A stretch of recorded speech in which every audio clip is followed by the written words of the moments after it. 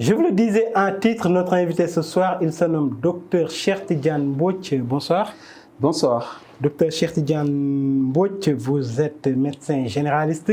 Alors hier, c'était la clôture d'Octobre Rose, le mois de lutte contre le cancer du sein et du col de l'utérus. Quel bilan faites-vous de ce mois de sensibilisation? Alors, ça ne peut être qu'un bilan positif. Pourquoi? Parce que pendant que le reste du temps, parfois nos femmes qui ne sont pas tout le temps informées des catastrophes de ces cancers, qu'amènent ces cancers, sont parfois un peu inattentives.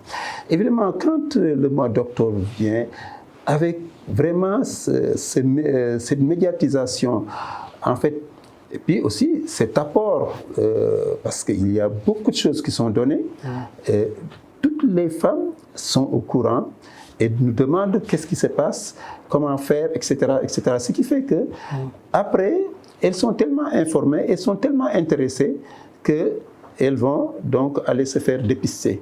Bon, il est vrai que ça aurait été meilleur qu'il y ait une information permanente toute l'année, mais disons que vraiment ce bilan est extrêmement positif et que quand les femmes sortent de cela, bon, pour beaucoup, d'abord on leur dépiste des cancers, des débuts de cancer, pour d'autres elles savent ce que c'est le fait de se dépister et si elles prennent la bonne attitude de continuer à le faire, c'est une très bonne chose et c'est ce que j'espère. Mais pourquoi le mois d'octobre seulement? Pourquoi pas toute l'année? Ah justement, et d'ailleurs, je pense que cela m'intéresse parce que moi aussi, disons, quand j'ai vu tout le contexte du cancer, les dégâts que ça fait, combien c'est cher chez nous, parce que quand même beaucoup de population chez nous n'a pas de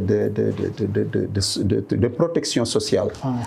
Et quand survient un cancer dans une famille, vraiment, c'est presque toute la famille qui est malade. Donc, il y a des souffrances, sans parler de la souffrance de la personne et des peurs.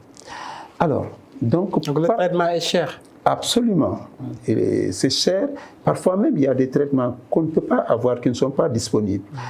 C'est pourquoi, tout en saluant, et je le dis toujours, cette initiative d'Octobre Rose, il aurait été quand même un peu plus intéressant, certainement, que cela qu'on puisse avoir un impact sur ces personnes-là, sur ces femmes, toute l'année.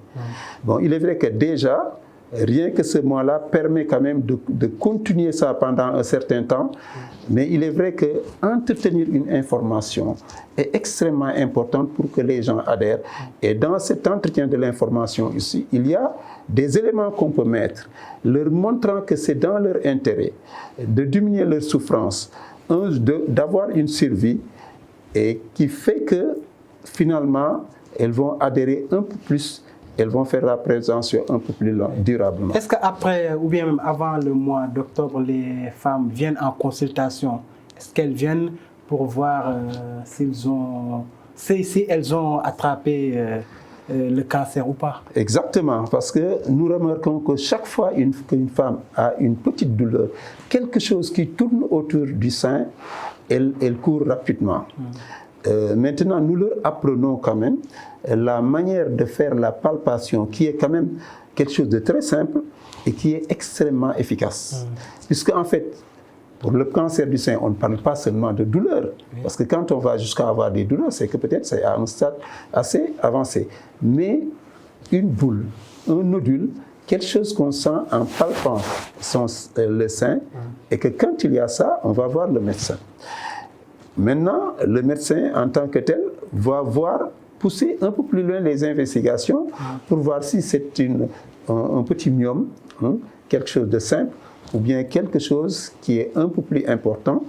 Et en ce moment-là, quand c'est très dépisté très tôt, c'est pas si grave que ça. C'est pourquoi une information permanente est intéressante, mais quand même, les femmes ont très peur des cancers du sein. C'est pourquoi chaque fois qu'elles ont quelque chose au niveau du sein, qui est même banal, elles vont venir nous voir. Qu'est-ce qui amène ce cancer du sein? Alors, vous savez, l'être humain, je ne vais pas vous donner des chiffres, c'est des dizaines de milliards, chaque jour fabrique autant de cellules, c'est comme les briques d'un bâtiment, qu'elle perd ses cellules. C'est-à-dire si elle fabrique 10 milliards de cellules, elle va perdre 10 milliards de cellules. 10 milliards vont mourir. Et c'est comme ça que nous changeons. Toute personne au cours de sa vie a changé plusieurs fois. Le squelette change peut-être 5 fois, la peau change des dizaines de fois, les intestins, on ne peut même pas savoir. Donc, mais c'est une organisation telle que parfois, il y a un déséquilibre. Et il y a beaucoup de cellules qui naissent, moins qui meurent. Vous voyez, dans ce cas-là, c'est des milliards de cellules, ça commence à former une petite tumeur, ça grossit. Ensuite, ça envahit l'ensemble de l'organisme, ce qu'on appelle métastase. Et une fois qu'on a ça, vous voyez qu'après, ça peut entraîner la mort.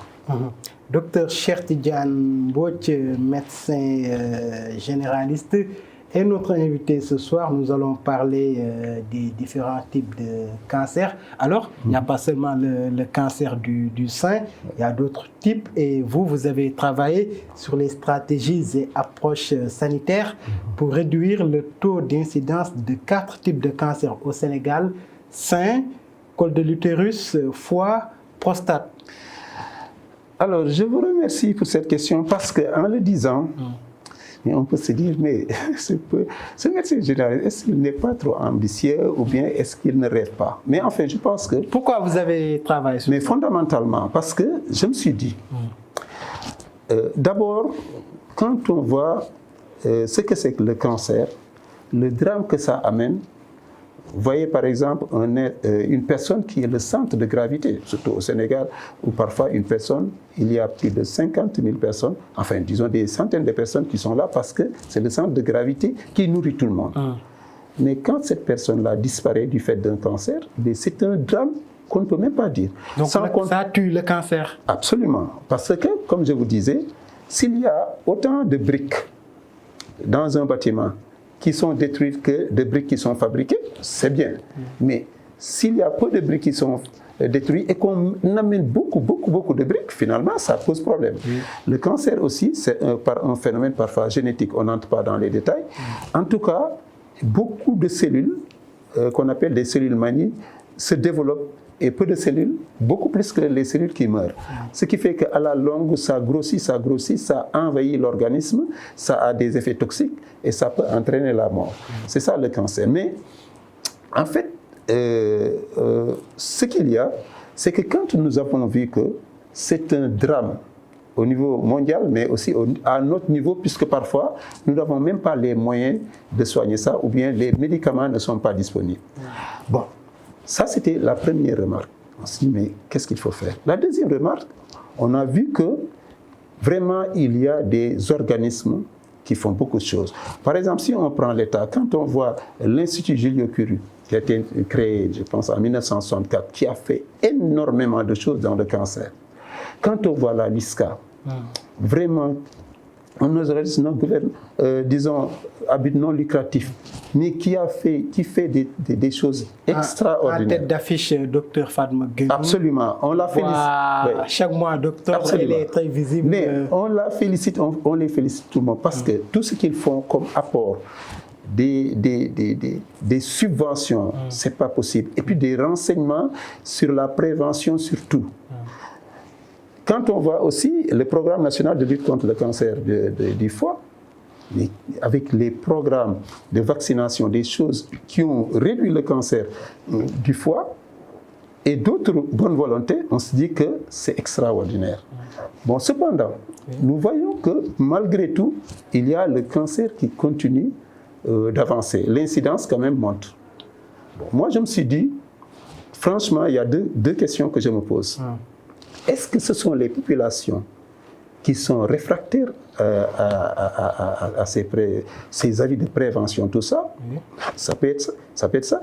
La deuxième chose, je dis, mais est-ce qu'il n'y a pas aussi un petit déficit dans la politique de l'État? Et quel est le plus dangereux parmi ces différents types de cancers? Alors, disons que par rapport à, pour terminer dans ma phrase, dans mon idée, quand j'ai vu que le cancer est catastrophique chez nous, quand j'ai vu que l'État fait beaucoup de choses. Les organismes comme la LISCA, le Programme national de lutte contre l'hépatite, ils font beaucoup de choses. Mais que ça progresse, je me suis dit, mais tiens, il faut qu'on se pose des questions. Où il y a le problème? J'ai essayé de voir au niveau de la population ou au niveau donc, de la politique de l'État. Je vois qu'aussi, au niveau Octobre Rose, par exemple, le mois d'octobre, c'est magnifique.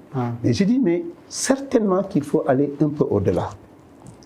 Parce qu'on parle que du cancer du sein et du col de l'utérus. Ouais, disons que c'est déjà bien. Mais quand je dis qu'il faut aller au-delà, j'ai dit que est-ce que l'information, la communication, il n'y a pas une petite faille? C'est-à-dire, même si c'est bien ce qui se passe, est-ce qu'on ne pourrait pas faire mieux?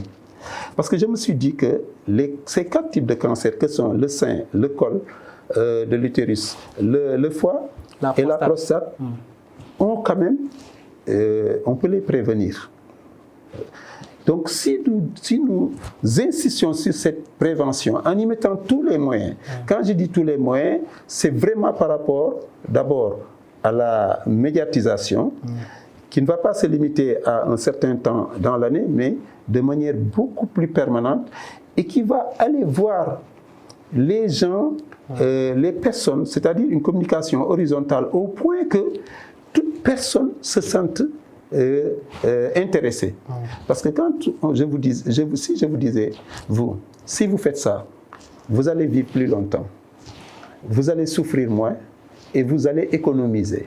Je vous dis quelque chose, je vous dis, si vous le faites, vous allez gagner ces 3-là. Est-ce que normalement, vous allez le faire ou pas? Je suis persuadé que vous allez dire, ah, ça c'est dans mon intérêt. Donc, alors faisons de telle sorte que les populations sentent que c'est dans leur intérêt de faire cette prévention. Et je pense que c'est par des moyens que je pourrais citer, en tout cas entre autres, qu'on peut peut-être arriver à vraiment pouvoir avoir une incidence sur ça. Bon, il est vrai que le travail qui est fait est excellent et qu'on va en tenir compte, mais je voudrais simplement qu'on pousse un peu plus loin. Maintenant, comment se prémunir de ces types de cancers et quel est le cancer le plus dangereux parmi ces Absolument. En tout cas, je vais citer 4 types de cancers, comme je dis, parce que si on veut tout faire, ça va être difficile et je pense que personne n'a quand même cette intention. Alors, comment se prémunir? Disons, comme il y a une prévention, il faut citer ces préventions. Effectivement. Alors, on vient sur le cancer du sein. On va apprendre quelque chose de très banal et de très basique à toutes les femmes d'apprendre la palpation du sein. On le leur apprend et on leur dit chaque fois, et ça c'est à travers la télévision, on n'a pas besoin d'aller voir chaque fois. Chaque fois que vous voyez une boule, quelque chose qui n'était pas là, en réalité, un nodule, une boule, vous allez voir votre médecin. Si ces femmes voient par des images tout comment on le fait, je pense que ça ne coûte rien et c'est bien. Et une fois qu'elles auront ça, elles vont voir le médecin.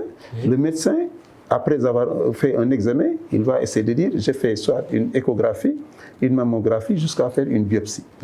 Et en ce moment-là, parce que tout type de cancer, plus c'est vu très tôt, mieux c'est. Parce qu'on peut traiter tous les cancers, mais à condition que ça soit vu très tôt. Alors, si on vient à un cancer du col, c'est encore vraiment plus intéressant. Parce que voilà un cancer qui est dû au papillomavirus. D'abord, si on vaccine les enfants de 9 à 14 ans, et d'ailleurs dans le programme de vaccination, il y a ça, on peut les prémunir, mais surtout, vous voyez quelque chose qui va évoluer sur un temps très long, en différentes étapes. Imaginez que si les femmes faisaient toujours les frottis, et ça c'est simple, il y a différents types de trucs, les frottis, le Lugol, tout ça, parfois c'est simplement visuel. On le dit tous les 2 ans par exemple, on vous le fait. Ça ne coûte pratiquement rien. Si on voit une lésion, on la traite cette lésion, parce que jusqu'au cancer qui commence in situ, on peut le traiter. Mais imaginez, mais maintenant, peut-être on peut le savoir comme ça, mais il faudra insister à travers cette communication dont je parle, qui va être répétitive, qui va être permanente et qui va montrer les intérêts jusqu'à ce qu'on le fasse. On en vient au cancer du foie. On sait que c'est en général l'hépatite B qui le fait. L'hépatite B qui concerne 80% des Sénégalais. En tout cas, il y a 20% des Sénégalais qui ont l'hépatite B chronique, parce que c'est dans sa phase chronique. On a une hépatite B. elle va évoluer 10, 20, 30 ans avant de pouvoir donner un cancer. La seule chose, c'est qu'on dépiste les gens. Ceux qui n'ont pas d'hépatite B, ils sont heureux. À cause de l'alcool ou bien du... Non, ça c'est un virus malheureusement qui est très très fréquent au Sénégal. Qu'est-ce qui amène ce virus? Ah, vous savez, hein, les virus, selon les écosystèmes, ils sont là. Nous cohabitons avec les virus et ils ont autant de place que nous. Hein. Nous sommes des êtres humains, ils sont petits. Et cette maladie, elle est fréquente? Absolument. Et le Sénégal fait partie des pays qui ont le plus d'hépatite B au niveau du monde. C'est pourquoi, quand nous voyons les cancers du foie, quand nous dosons l'antigène HBS de l'hépatite, souvent on le voit. Donc qu'est-ce qu'on va dire aux gens? On va dépister les gens. Et le dépistage n'est pas cher. Mais ici, on n'a pas l'habitude d'aller voir souvent le médecin, justement, pour faire un bilan. Mais merci beaucoup. Et d'ailleurs, pourquoi on n'a pas cette habitude? Mais justement, je vous ai dit tout à l'heure, quand je vois que les cancers augmentent, je dis, mais la question, est-ce que c'est les populations ou est-ce que c'est une politique qui n'a pas fait ce qu'il faut? Et c'est là où je parlais de ce qu'il faut faire, c'est-à-dire cette communication-là qui va être permanente, qui va se reposer sur la création de certaines chaînes, qui va utiliser les smartphones. Donc, moi, j'ai essayé d'énumérer beaucoup de choses à travers des scènes de théâtre, etc. etc. Mais ça, c'est un programme qui se fera.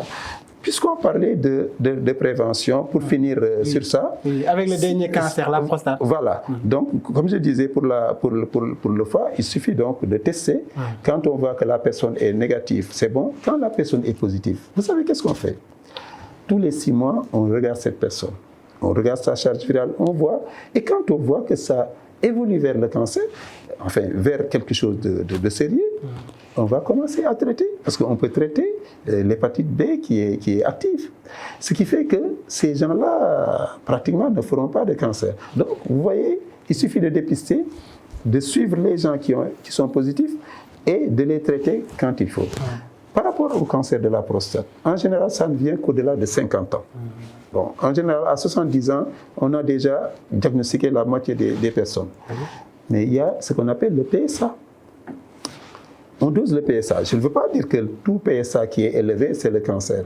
Mais le PSA, en général, quand il est élevé, bon, on soupçonne un peu le cancer de la prostate. On amène chez le spécialiste qui va faire un toucher rectal, qui va faire des biopsies, qui va faire de telle sorte que s'il voit le cancer, il le traite très tôt. Donc, encore une fois, non seulement il y a pour chacun de ces 4 types de cancers qui constituent les 4 les plus fréquents au Sénégal. Donc, si vous essayez de jouer sur 4 les plus importants, donc je ne dis pas qu'on va négliger les autres, mais déjà vous aurez une population, vraiment une mortalité que vous pourrez influencer. Donc, je pense qu'il faut faire sur ces 4 et vous verrez que et plus on le fait tôt, mieux c'est. Finalement, ça va diminuer. Actuellement, quel est le plus fréquent parmi ces 4 types de cancers? Alors, c'est vrai, selon les statistiques, en tout cas, chez les femmes, c'est le sein et le col. Bon, mais ici, disons, le cancer du foie, quand même, est assez fréquent au Sénégal. Et chaque fois qu'on le fait, on voit que derrière, pratiquement, il y a une hépatite B chronique. C'est fréquent chez les hommes, le cancer du foie? Disons chez les hommes et chez les femmes, mais c'est bizarre, hein? C'est beaucoup plus fréquent chez les hommes. Parce que nous avons remarqué que la mortalité est plus importante, en tout cas c'est plus fréquent. Parce que les femmes et les hommes on peut avoir de manière qui est égale l'hépatite B. Mais nous avons remarqué, en tout cas des spécialistes me l'ont dit, que l'évolution vers le cancer du foie est beaucoup plus fréquente chez les hommes. Mais bon, ça c'est un petit détail. L'important c'est qu'au Sénégal, il y a énormément de cancers du foie et c'est souvent l'hépatite B qui le fait. Heureusement, il y a un excellent programme, donc avec le programme national de lutte contre l'hépatite, qui fait que par exemple, les femmes qui ont l'hépatite B, dès que leur bébé naissent, on les vaccine.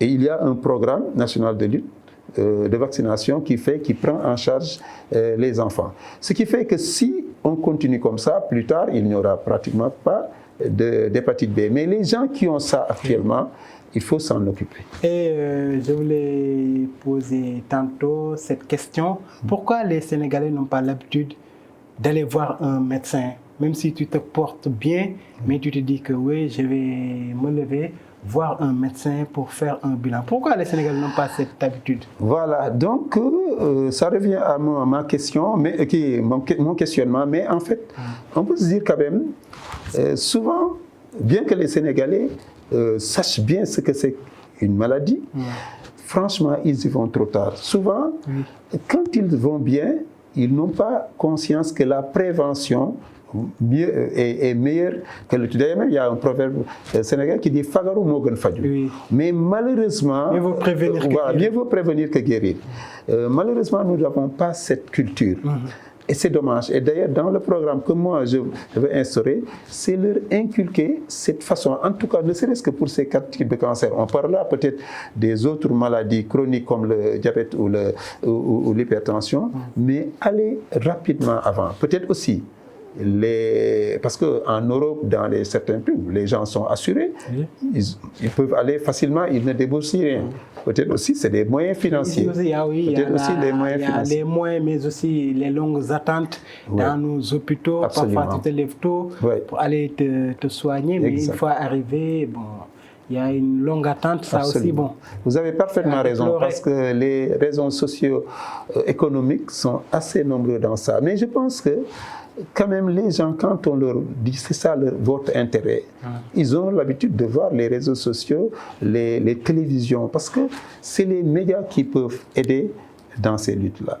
Bon, nous autres médecins, bon, disons que moi j'essaie de faire une éducation, mais c'est une échelle trop petite. Quand tu es dans ton cabinet, dans ta clinique, mais si on va dans les médias, qu'on instaure des choses répétitives, avec vraiment des théâtres, des choses qui peuvent intéresser. Moi, je vais jusqu'à dire même mettre des prix quand les gens répondent à des questions par rapport à ces choses-là, leur donner, parce qu'il y aura... Et justement, comment vous faites pour que la communication passe, ce que vous avez décrit dans ce document? Oui, bon, disons que je dis, il y a un programme.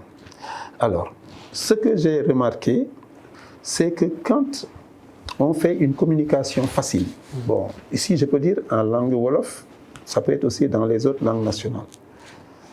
Sans utiliser des mots techniques compliqués. Et en montrant aux gens à travers des sketchs. Parce que moi, ce que je veux, c'est faire des scénarios de théâtre pour que les gens voient.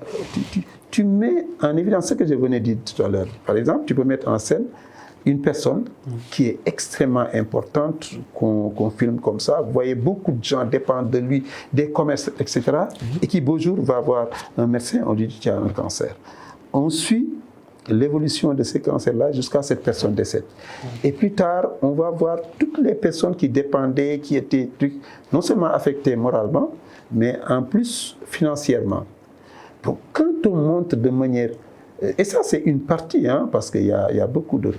D'une manière comme ça, aussi crue, mais les gens se disent, mais attention. Et en ce moment-là, on peut dire aux gens, et pourtant, on peut prévenir. Et la prévention coûte 50 millions de fois moins cher que les traitements. C'est un peu comme ça, mais il faut que ça ne se limite pas certainement à un petit temps, un mois, mais quelque chose de répétitif durant toute l'année. Mais est-ce qu'aussi on peut se soigner ici au Sénégal avec ces différents types de cancers? Voilà. Est-ce qu'il y a possibilité de se soigner ici au Sénégal? Ah oui, c'est vrai. Tu es malade du cancer. Oui, c'est vrai qu'il y a énormément de gens compétents ici et il y a quand même vraiment beaucoup d'efforts qui sont faits. Mais dans le cas du cancer, bon, il est vrai que dans le monde entier, hein, il y a des moments où un cancer, quand il atteint un certain stade, quel que soit l'endroit où on est, c'est fini. Par exemple, le cancer du foie, quand même, qui diffuse au niveau de tout le foie, une fois qu'il est là, quand même, pratiquement, on ne peut rien faire. Donc, quand on voit quand même un gars comme Steve Jobs, qui est quand même un grand, s'il décède d'un cancer dans un grand pays avec tous ses moyens, ça veut dire que le cancer, vraiment, on ne peut pas dire que c'est facile comme ça.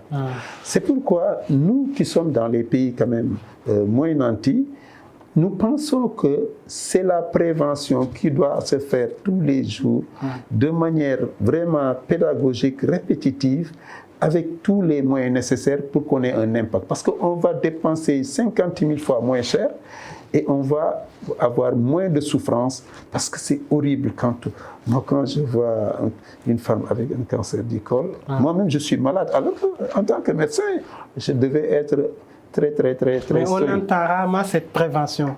Mais justement... On entend rarement cette prévention. Voilà. Même pour le cancer du sein ou du col de l'utérus. Ouais. Cette sensibilisation, c'est lors du mois d'octobre. Oui. Après le mois d'octobre, voilà, c'est oublié, on passe à autre chose. Absolument. Alors, vous voyez quand même, si j'en arrive à ça, c'est que j'ai eu pendant à peu près 15 ans, tous les 2 fois par mois, à animer des émissions, en fait, à être l'acteur d'une émission qui parlait de tout. C'est-à-dire, essentiellement, c'est la santé communautaire qui m'intéresse. Comment faire pour que toutes les populations, en particulier semi-urbaines, rurales, soient justement informées. dans la zone rurale. Est-ce que vous allez là-bas pour sensibiliser ces populations?